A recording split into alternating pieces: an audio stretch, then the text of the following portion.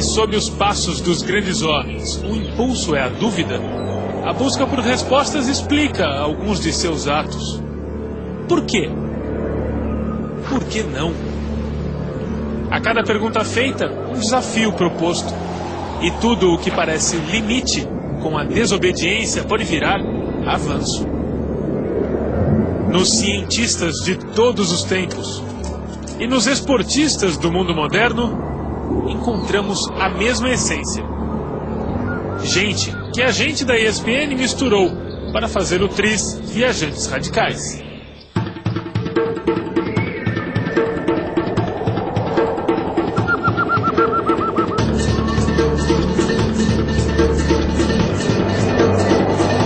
A ideia é refazer o caminho no Brasil de algumas das mais importantes personalidades da história, seja de um ex-presidente americano, de um botânico importante, um agente secreto inglês, ou de um cientista revolucionário, como Charles Darwin, que aos 22 anos de idade apenas, sem nenhuma experiência no mar, teve a coragem de embarcar para uma dura viagem ao redor do planeta. Esse espírito que enfrenta os maiores medos em busca de conhecimento faz de Darwin nosso primeiro viajante radical.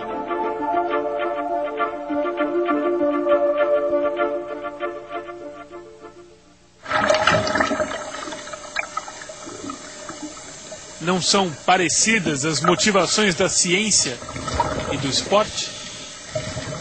Desde pequena, o que me moveu a mergulhar, a gostar da água, foi a minha curiosidade em saber o que tinha embaixo da água.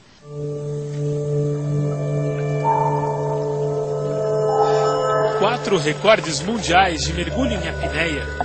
A brasileira Carol Meyer pode ficar até 7 minutos e 18 segundos parada, sem respirar, debaixo d'água. A segunda melhor marca do mundo.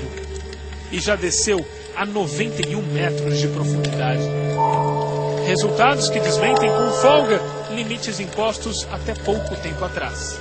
Esse limite era porque eles calculavam o volume do pulmão e diziam que até 40 metros era possível mergulhar. Depois disso era fatal.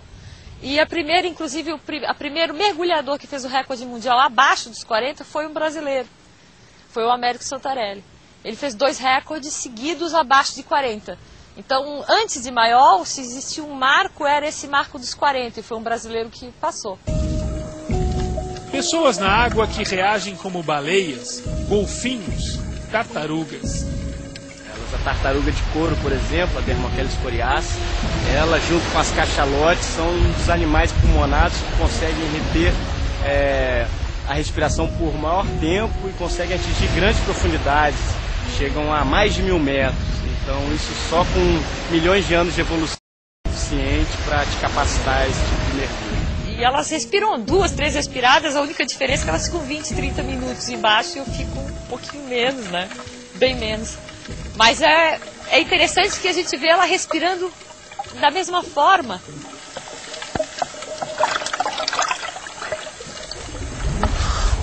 A gente precisa de toda essa parafernália para respirar debaixo d'água. Mas tem gente que não precisa, como a Carol.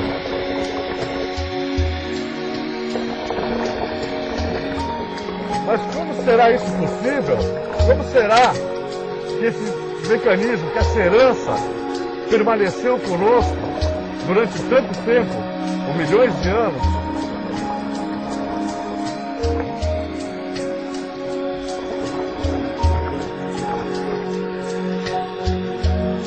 A Carol consegue ficar debaixo d'água por mais de 7 minutos. Ou seja, nesse momento, aqui a 6 metros de profundidade, ou a 50 ou a 90 metros de profundidade que ela já atingiu, ela se torna um mamífero marinho. Ela deixa de ser uma pessoa comum e se torna ou reproduz um mamífero marinho. É provado cientificamente que todo ser humano tem um reflexo que é igual ao dos mamíferos marinhos. A partir do momento que a gente entra na água, em contato, nós temos sensores no rosto que em contato com a água ativam um reflexo, a gente tem uma bradicardia Nós temos vasoconstrição periférica de braços e pernas, o corpo começa a funcionar de forma a economizar oxigênio. Foi comprovado que existia essa vasoconstrição, que chamam de blood shift. Então essa mudança sanguínea protege o pulmão e também auxilia a irrigação do cérebro e dos órgãos vitais durante o mergulho. Essa compreensão da nossa própria natureza vem de Darwin.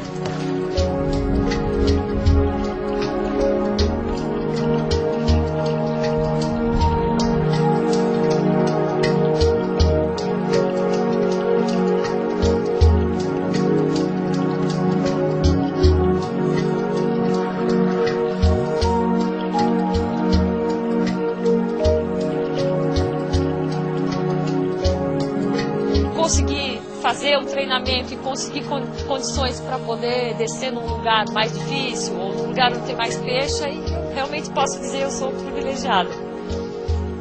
É uma curiosidade de querer ver o quanto eu consigo avançar ou superar um limite. Então é uma sensação diferente, é uma sensação de como pisar na lua ou num local distante onde poucas pessoas chegaram. Essa sensação é diferente.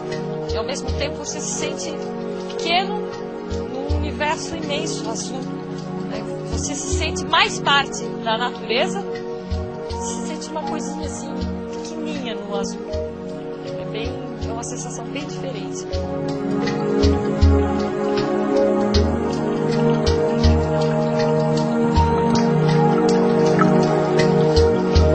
Pequenos numa imensidão.